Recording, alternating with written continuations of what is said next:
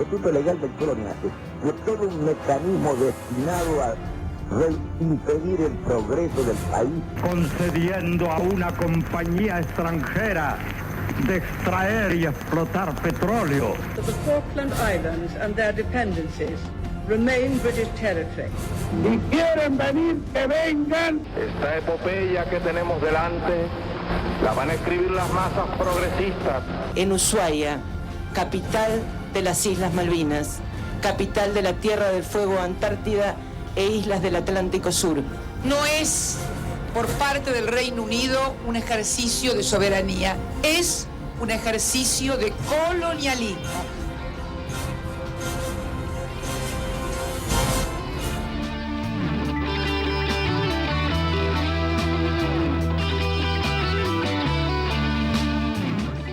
Muy buenas noches, amigos. Aquí estamos compartiendo un nuevo programa de Hora Malvinas con la mejor de las intenciones de que permanezca en la memoria y en el recuerdo de todos nosotros y que esté presente el reclamo de nuestras islas y desde acá, justamente desde la provincia de Tierra del Fuego, Antártida e islas del Atlántico Sur. También, bueno, es un deseo el que tengo de que algún día en esta lucha que nos hemos embarcado, ahora sin fusiles y sin bombas, pero sí con ideas y con intenciones y con muchas ganas, que este programa quizás algún día se pueda hacer desde las Islas Malvinas. De todas maneras, siguiendo este programa como veníamos haciéndolo, hemos hecho un raconto histórico y en esta parte estamos invitando a veteranos de guerra para que cuenten su testimonio. Así que, como habíamos charlado la vez pasada, estuvo con nosotros Sergio Pecot, que habló justamente de sus experiencias en Grytbrücke, en las Islas Georgias, que están justamente muy conectadas con nuestras Islas Malvinas. Y por suerte, bueno, quiero saludar hoy al contraalmirante Daniel Alberto Enrique Martín, que está presente con nosotros, quien hoy va a estar con nosotros. Muy buenas noches, contraalmirante. Manuel. ¿Cómo le va? Muy bien, gracias, muy bien. Muchísimas gracias por la invitación a este programa. No, muy contento de que realmente esté con nosotros y sobre todo la buena disposición, ¿no?, para este tema que es que no se puede olvidar, ¿no? No, no solamente es difícil, no lo vamos a olvidar. Es imposible. Es un tema que no se va a olvidar. Ni nosotros, los que participamos, ni nuestras familias, ni creo que todo el pueblo argentino, ya sea que haya estado o no estado en esa época viviendo desde sus hogares o haya sido transmitido a través de sus familiares porque nacieron después del 82, ¿no? Caso como ocurre con mis hijos, por ejemplo. Claro, porque es una de las cosas curiosas que saltaron después del 82, ¿no? Que hace poco empezaron a descubrir que el tema Malvinas medio como que se está olvidando.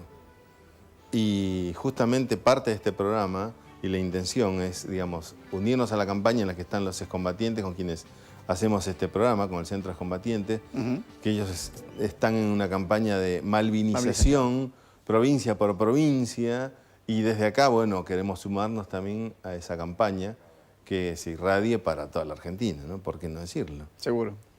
Porque es así. Es así, y yo creo que estoy totalmente conteste con lo que hace el grupo de veteranos de guerra de acá, de Ushuaia, en el hecho de no solamente circunscribir, digamos, su accionar a Ushuaia, porque realmente sé que ellos están trascendiendo no solamente la ciudad, sino también las provincias, yendo a cada punto del país y actuando con la gente que ha participado, o con los regimientos o con los organismos que participaron en Malvinas, y tratando de seguir transmitiéndole no solamente a los organismos, sino a las ciudades y a los pueblos que van pasando esas vivencias que tuvimos, y que el hecho de que Malvinas no se pierda nada más que en un documento o en alguna historia. Exactamente.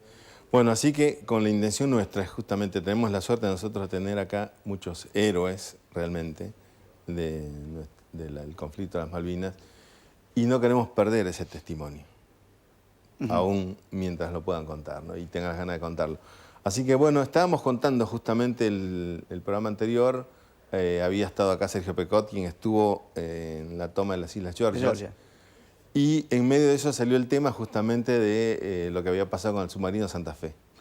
Sí, el Santa Fe, nosotros participamos en lo que es Georgia, fue nuestra última misión durante Malvinas, y en particular la misión que teníamos era de reabastecer la plaza, o sea, Grytviken, que es la capital de Malvinas, está ubicada, la capital de Georgias.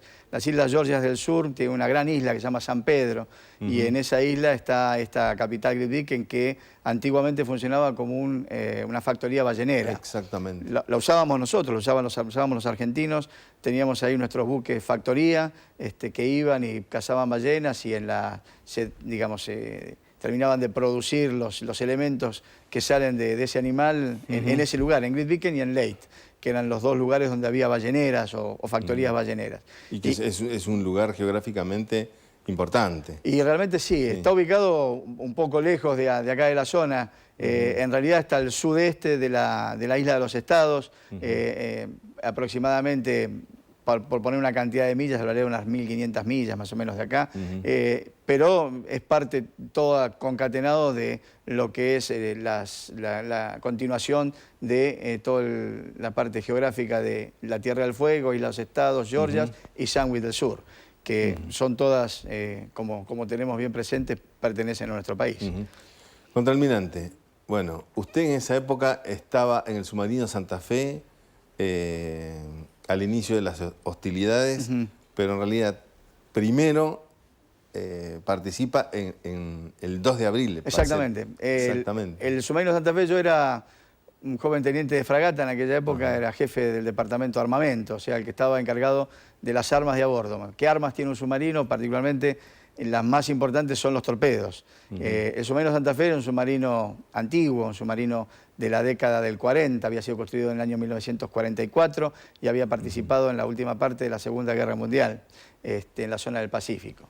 El submarino llegó al país en el año 70, junto con otro gemelo que era el Santiago del Estero, y venían con una modificación importante, porque era de los primeros submarinos que podían ir a inmersión y cargar sus baterías desde inmersión sin necesidad de salir a superficie. Se le había hecho un aparato que se llama snorkel, hoy conocido por todo el mundo, pero en aquel momento era toda una innovación alemana que fue copiada por los americanos y que les permitía, estando en inmersión, largar los motores generadores y cargar las baterías.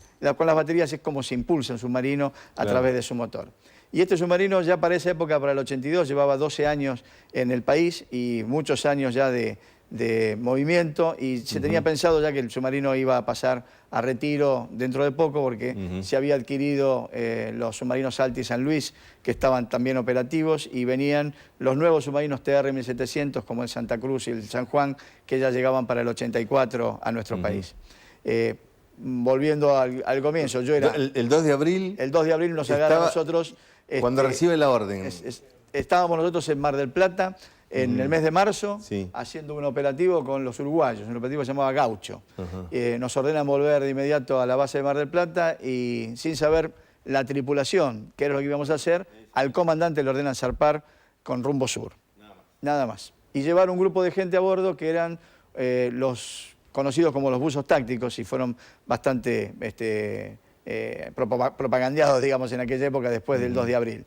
Llevábamos a un grupo de buzos tácticos cuya misión, después nos íbamos a enterar, una vez que estábamos navegando rumbo a sur, de que era la demarcación de la playa de desembarco en Puerto Argentino.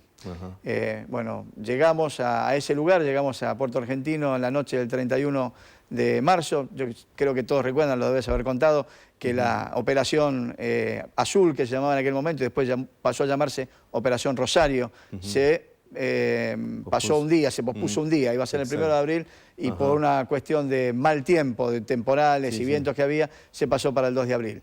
Y nuestra misión fue desembarcar a las 0:50 de la madrugada del día 2 de abril en la Punta Caledonia, que queda poquito al norte de Puerto Argentino, a este grupo de buzos tácticos que lo hicimos en superficie y a través de unos botes de goma, para que ellos después cumplieran su misión, y que así lo hicieron, la demarcación de una playa que se llamó Playa Roja, que quedaba ahí, en el lugar donde iba a llegar el Cabo San Antonio, iba a hacer el desembarco con todos los vehículos del Batallón 2 de Infantería de Marina.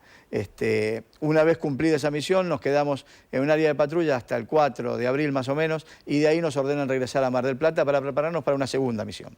Que tampoco se conocía. No sabíamos. Ahora, pero dígame, en el momento que ustedes iban hacia las Malvinas, en el momento en que uno recibe la orden de decir, vamos a tomar las Malvinas. Sí. ¿Qué es lo que se siente? Bueno, la verdad fue una mezcla extraña entre un enorme orgullo, una gran satisfacción de estar participando de semejante capítulo de historia y que realmente después empezamos a pensar si podíamos cumplir lo que nos estaban ordenando, ¿no?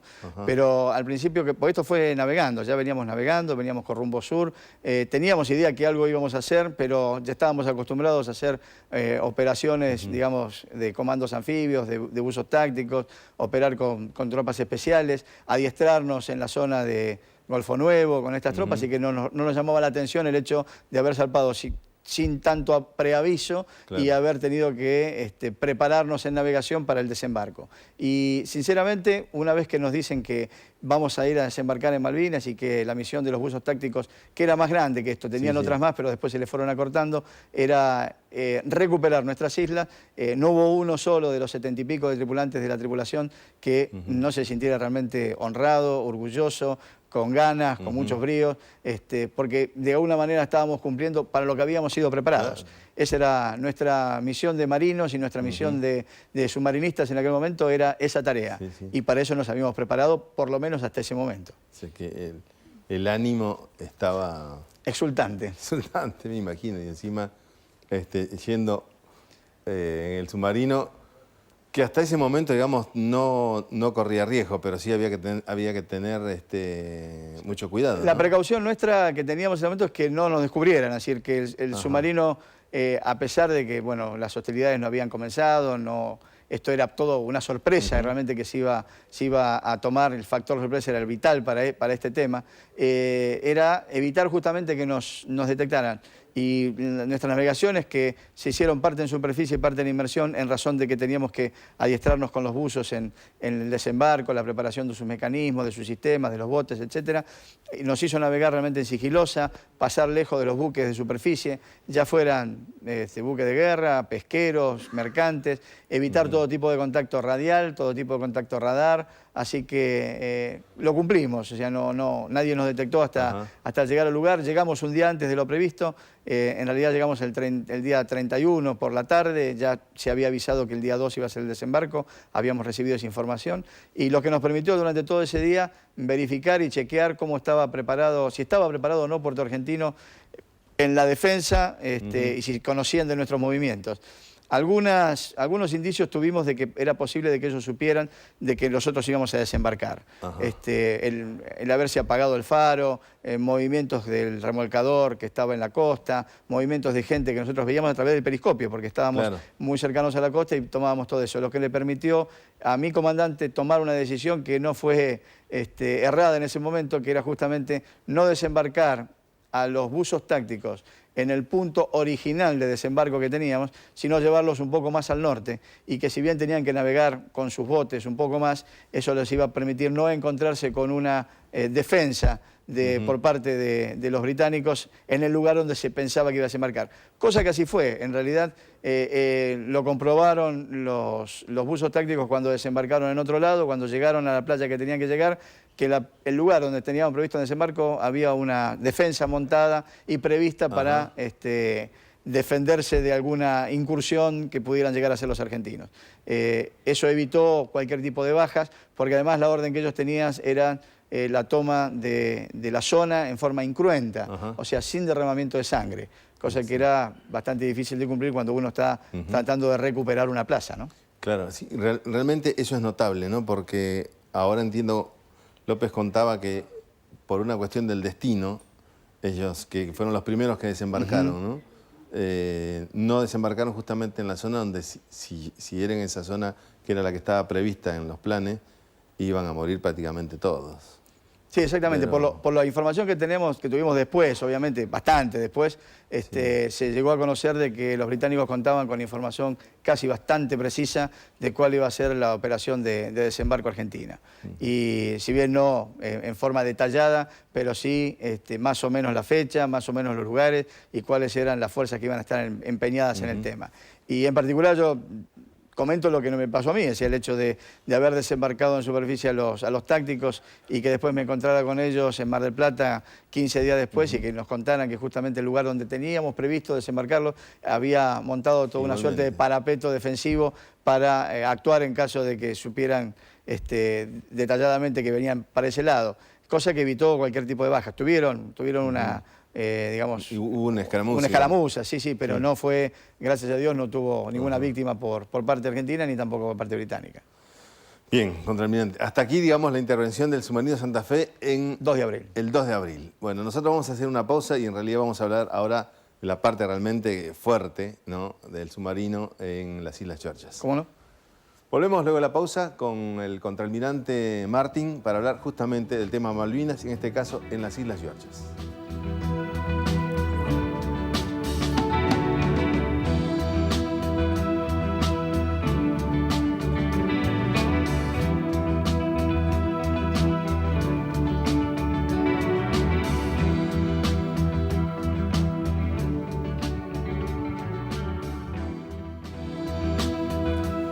Bueno, estamos acá nuevamente en Hora Malvinas con el contraalmirante Martin, hablando de su testimonio a bordo del submarino Santa Fe, que sabemos tuvo una participación importantísima en la toma de nuestras Islas Malvinas, pero también en las Islas Georgias. Así que, bueno, le pedía que me relate, lamentablemente, con los trágicos sucesos, ¿no?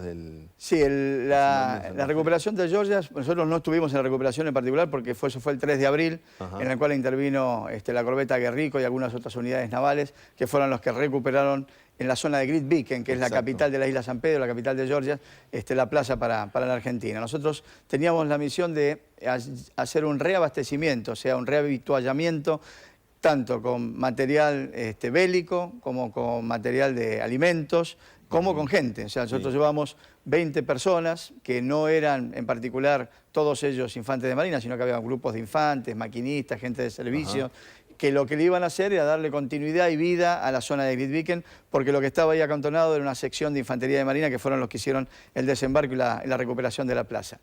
Nosotros zarpamos el 16 de abril, si mal no recuerdo, de Mar del Plata, llevando a bordo toda una dotación de torpedos. Y una de las cosas para destacar de esta zarpada es que en realidad ninguno de los de tripulación intentó descender, bajarse o algo por el estilo, porque en realidad tuvimos que hacer lugar para los 20 que teníamos de más. Entonces, normalmente lo que se hace en esos casos, se baja un grupo de gente y embarca otro. Pero en este caso embarcó la tripulación completa. La gente que vino se los acomodó donde pudo y, digamos, el abastecimiento que hacíamos lo acomodamos en el medio de los pasillos y en entre medio de los tubos lanzatorpedos o entre medio de las camas o donde podíamos, sabiendo de que cada espacio era vital, cada gente era importante y que realmente no podíamos olvidarnos de nada. Zarpamos un 16 de abril y llegamos... Igualmente, ¿no hay problema de sobrepeso en los submarinos? En realidad sí hay problema. Lo que pasa es que si se hace es un cálculo muy fino. O sea, el submarino tiene una capacidad determinada de embarque de combustibles, de aguas, de víveres y de abastecimientos para hacer un reabastecimiento de este tipo. Y lo que se hace, trabajando con tablas y cálculos, se va dosando, esa es la palabra realmente, y balanceando el buque con agua de mar, de manera tal de igualar los pesos que tiene el submarino. Las tablas daban como para llevar esa cantidad de gente, esa cantidad de vituallas y lo que nosotros teníamos previsto para una campaña aproximadamente de unos 25 días y lo que pasa es que no hay mucho espacio.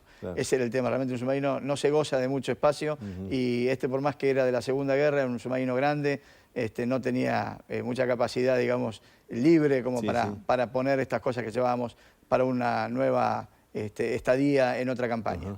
Y tomamos casi unos 9 días en llegar a Georgias. Georgias, la ciudad de Great Beacon, la isla de San Pedro, está bastante lejos, está bastante al sudeste, metida medio allá en el sur-sur del Atlántico, y tuvimos realmente muy mala meteorología. Yo, si mal no recuerdo, fueron 3 o 4 temporales que nos tocaron en esta navegación, todos de ellos afectando seriamente la navegabilidad de la unidad, es decir, desde el punto de vista estructural, pero tuvimos también la suerte de que alguien de la parte de inteligencia del Ministerio de Defensa y de la Armada nos alertó de que nos estaban esperando. Es decir, que teníamos buques, unidades navales y submarinas, después nos enteramos de esto también, que estaban en la zona de Georgias esperando el posible reabastecimiento, la posible llegada de un buque argentino. Ante esta situación, mi comandante decidió, obviamente, entrar en inmersión, que es la mejor capacidad del submarino, y acercarse mucho a la costa, cosa que lo hicimos de noche, un 24 de abril a la noche, llegando el 25 a la madrugada a la bahía de Cumberland. O sea que llegaron a pasar, digamos, todos los... El bloqueo estaba dado por dos destructores, sí. el Antrim y el Plymouth, si mal no recuerdo, el Endurance, que estaba en la zona, más conocido por todos, y después nos enteramos que había un submarino, que nos enteramos que era el Conqueror, lo supimos realmente mucho después. Y además había un buque de reabastecimientos de ellos, que era el Tidespring, que fue el buque que después, al final, lo conocimos muy bien porque estuvimos como prisioneros de guerra en ese buque, regresando al norte. Nosotros llegamos, como decía, una madrugada del 25, entrando totalmente en sigilosa, muy pegados a la costa, entramos en la bahía de Cumberland y después de unas comunicaciones que teníamos previstas con tierra, empezamos nuestro desembarco de gente, de vituallas, de toda la parte del armamento que llevábamos para ellos, haciéndolo, no voy a decir en tiempo récord, pero realmente muy rápido, cosa que prácticamente cuando empezaba las primeras luces del día, teníamos ya todo desembarcado y estábamos pegando la vuelta y saliendo de la bahía. Eso se hizo con una lancha que estaba en la costa, una lancha que en aquel momento estaba a cargo de un oficial de Infantería de Marina, y logramos desembarcarlo creo que en 4 oleadas, bajamos gente, bajamos toda la parte de habituallamiento de la tropa. Cuando estábamos saliendo, y aquí viene el tema de la historia, cuando ya estábamos volviendo y a cumplir nuestra segunda parte, digamos, de la misión, que era en principio permanecer en un área de patrulla, nosotros lo que íbamos a hacer en realidad era meternos en una zona de unas caletas para ver la situación estructural del buque, que había sufrido bastante por los temporales. Estamos navegando en superficie, cargando baterías, no nos podíamos ir en inmersión porque la batería estaba muy baja, y nos detectan 2 helicópteros. Estaba un día muy nublado, había una especie de llovizna y los 2 helicópteros se descuelgan desde las nubes. Sorpresa para nosotros, sorpresa para ellos, porque no esperaban que estuviera el submarino ahí, no esperaban ningún submarino, no esperaban encontrar a nadie. Ellos lo que estaban haciendo era apoyar a un grupo ya adelantado que habían desembarcado el día anterior cerca de Leyte, de comandos, y cuando nos detectan, obviamente nos atacan. El primer ataque fue con cargas de profundidad, lanzados al lado del submarino, lo que provocó serios daños en los tanques de compenso. Pero es una de las cosas que a mí me quedaban pensando. ¿Helicópteros digamos, artillados con semejante armamento? Sí, los helicópteros que ellos tenían, porque venían del Antrim y del Endurance, estaban artillados con torpedos y con cargas de profundidad, porque la amenaza más importante que Inglaterra tenía en aquel momento era la amenaza submarina. Es decir, ellos en el mar, a la amenaza que más le desconfiaban era a los submarinos argentinos, que después de alguna manera se vio comprobado, y que se le sumó a esto la aviación naval y la aviación de la Fuerza Aérea con los ataques aeronavales que se le hicieron durante el conflicto en la zona de Malvinas. Pero para la isla Georgias ellos temían de que pudiera haber algún submarino que fuera a, digamos, a arruinarles la primera parte de su operación. Ustedes saben que ellos venían con 2 flancos abiertos, salieron desde Ascensión, uno hacia Malvinas y otro a Georgias, y de Georgias era adelantado. Y ahí esperaban alguna oposición de algún submarino nuestro. Lo que no sabían es que ya estábamos ahí. Venían artillados y de alguna manera preparados para cualquier ataque antisubmarino. Hay que pensar también que, leyendo la historia de esta guerra por parte británica, ellos desde la isla Ascensión hasta Malvinas y hasta Georgias hicieron varios ataques antisubmarinos. Es decir, ellos tuvieron contactos de submarinos por varios lugares a través de su derrota hacia el sur. La que definieron o trataron de impedir a través de arrojar cargas de profundidad, torpedos, etcétera. Mucho de su parque, digamos, de armamento se le fue gastando en esta navegación, porque pensaron que los submarinos iban a estar colocados en una posición cercana o más cercana a la isla de Ascensión, y no en el lugar que tuvieron, que particularmente fue Georgias y Malvinas, no adelantados. Eso hizo que estuvieran preparados y que ya tuvieran armamento a bordo, o sea, ya venían con, no adiestramiento, sino ya venían ejercitando la guerra antisubmarina y lanzando cargas de profundidad por el medio del Océano Atlántico. Prácticamente podrían generar un gran cambio en el conflicto, ¿no? Sí. Sí, si intervenían, cosa que creo, lo único que supe, creo que hubo un ataque de algunos submarinos al al hicieron un ataque portaaviones. a los destructores. A los destructores. A los destructores. Fue el submarino San Luis, que estaba ubicado en la península noreste de Malvinas, y desde allí efectuó 2 ataques a destructores británicos que entraban y salían de la zona del Estrecho de San Carlos. Y también hizo un ataque hacia un submarino británico. O sea, todos fueron infructuosos, lamentablemente, por una falla del armamento, pero estuvieron muy cerca de tener éxito en aquel momento. Y no fueron detectados, porque en realidad la detección se produjo sobre el arma. O sea, los buques, los destructores detectan el arma que lanzó el San Luis y suponen obviamente que hay un submarino y lanzan un ataque hacia un lugar supuesto donde el submarino está. Y después de casi más de 20 horas de producir lo que llamamos nosotros la evasión, luego del ataque, el submarino sale navegando sin poder ser detectado por los británicos. Contraalmirante, nos queda poquito tiempo y señor. estamos en que son encontrados por los helicópteros. Los británicos nos atacan. ¿Empiezan a atacar? Nos atacan con todo, con cargas de profundidad, con torpedos, con cohetes. Recibimos también misiles desde tierra, con ráfagas de ametralladora. Mi comandante decide entonces tratar de buscar una cubierta en la zona de tierra. O sea, volvemos a Grytviken y desde esa zona se lanzan un par de cohetes que en realidad eran cohetes antitanque, pero que tienen por lo menos la posibilidad de alejar a los helicópteros del lugar. El submarino estaba muy averiado, la gente desembarca el submarino, nos ponemos a hablar con el comandante cuál es la mejor situación. Era, bueno, sacar el submarino en algún momento y tratar de ver las reparaciones que le podíamos hacer. Pero en ese momento, cuando estábamos en tierra, somos atacados ya con un bombardeo por parte de los 2 destructores que estaban en ese lugar. Un bombardeo que dura bastante durante toda la mañana y toda la tarde, y ya finalizado la tarde sufrimos un ataque de los comandos de los Royal Marines en aquel momento, en el cual, bueno, el que estaba como comandante de la plaza, que era el capitán de corbeta Lagos, de Infantería Marina, ordena la rendición. O sea, él tenía sus directivas, tenía su misión a cumplir, pide las órdenes correspondientes y, bueno, ordena que nos rindamos ante la superioridad enemiga. Y a partir de ahí estamos prisioneros, o sea, quedamos prisioneros en Ascensión, en Georgia durante un tiempo. Después nos suben al Tide Spring, que es un buque de reabastecedor, y con ese buque nos dirigimos desde Georgia hasta la isla Ascensión. Obviamente paseando por Malvinas, porque hubo un momento en que nos impidieron salir a cubierta, a movernos libremente, y de salir a airearnos como nos hacían todas las tardes, porque el buque estaba reabasteciendo a buques británicos en la zona de Malvinas. Cosa que por la Convención de Ginebra está totalmente prohibido. Pero bueno, eso también se hizo. Y llegamos a Ascensión, estuvimos prisioneros ahí durante unos 3 días. 2 días estuvimos prácticamente fondeados cerca de Ascensión. Y ahí sí recibimos a la Cruz Roja Internacional, que es quien hizo después de mediador ante un intercambio de prisioneros, y nosotros volvemos al país a mediados del mes de mayo a través de una línea aérea hacia Uruguay, Montevideo, y de Uruguay nos repatrian en un buque hacia la ciudad de Buenos Aires. Así que estamos llegando acá a mediados de mayo, todavía en pleno conflicto, pero digamos para nosotros ya desde el punto de vista de nuestra unidad, de Santa Fe, había concluido. Santa Fe tiene también una historia final, porque lamentablemente donde estaba ubicado los británicos piden que lo cambiemos de lugar, lo movemos de un muelle a otro, y en ese movimiento donde actúan 8 personas junto con mi comandante, lamentablemente uno de nuestros suboficiales, el oficial primero Artuso, que era maquinista, estaba haciendo una maniobra de enderezar el submarino, o sea, vamos a drizar, y los 2 custodios que lo tenían a una distancia tan cercana como la que estamos nosotros dos, pensando que estaba hundiendo el submarino, le disparan una ráfaga de ametralladora y lo matan. Lo matan en ese momento, no tuvo tiempo de nada.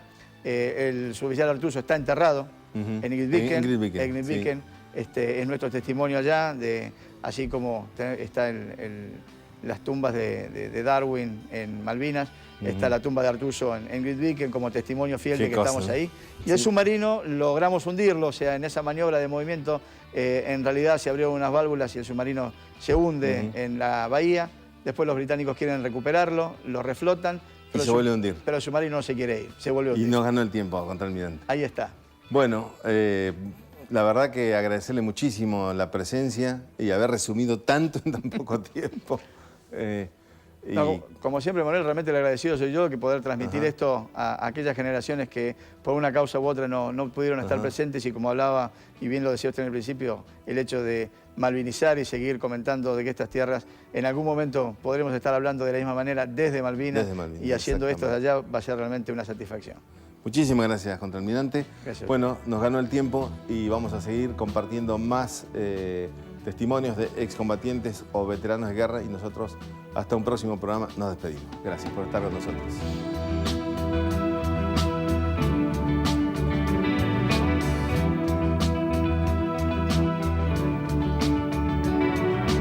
Legal electrónica fue todo un mecanismo destinado a impedir el progreso del país, concediendo a una compañía extranjera de extraer y explotar petróleo. The Falkland Islands and their dependencies remain British territory.